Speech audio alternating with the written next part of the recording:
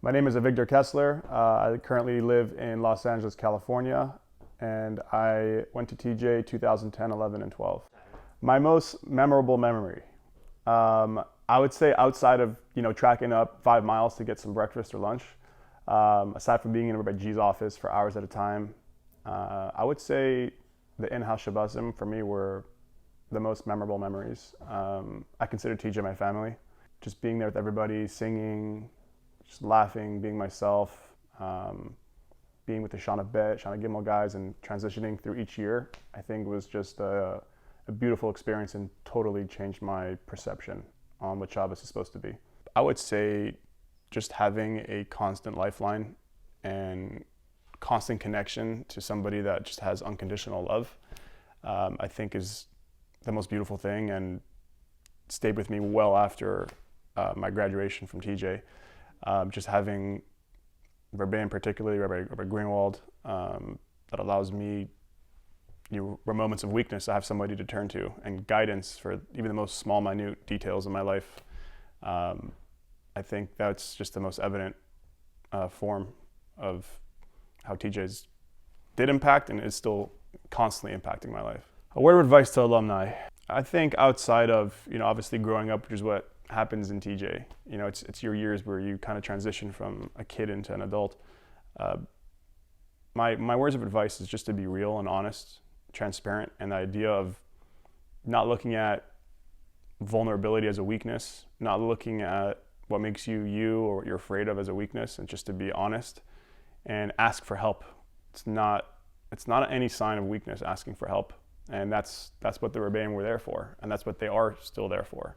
So my advice would be to, when you leave TJ, it's not leaving it in the past. If you have a relationship with anybody from there, which I hope you do, reach out to them, because they're going to be there and they're going to answer you. For me, I can't really picture my life without having my lifelines to rely on. At the end of the day, everybody goes through struggles. Everybody has moments of weakness. And what I see, from other relationships that I have where people don't have people to turn to, that's usually what can cause and trigger, a person's downfall, or a person to go into depression or sadness or other forms of intense emotions. So for me, it's imperative to maintain those relationships with those Rebbeim that have that unconditional love, because for those moments of weakness, which I go through, I have somebody to turn to and to give me proper guidance and chizuk where I need it most. And it just has a ripple effect on everything in my life, on my marriage, on my kids, on my parnasa, on a multitude of things.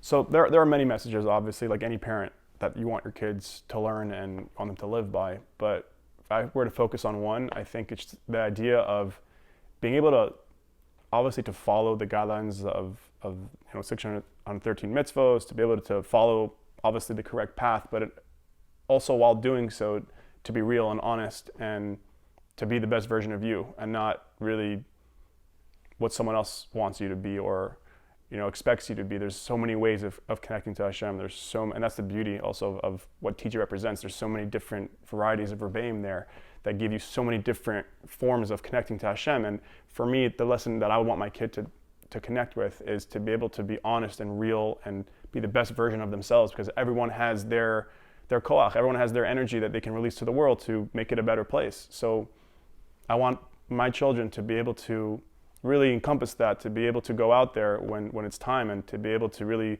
shine onto the world in the way that they're able to. I like to end off, obviously, by thanking my wife for always staying by my side, and pushing me really to maintain relationships that, for me, I think without that would have probably slipped away.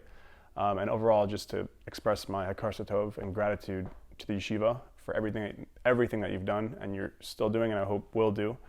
And I love you guys. I love everybody. I love all the alumni.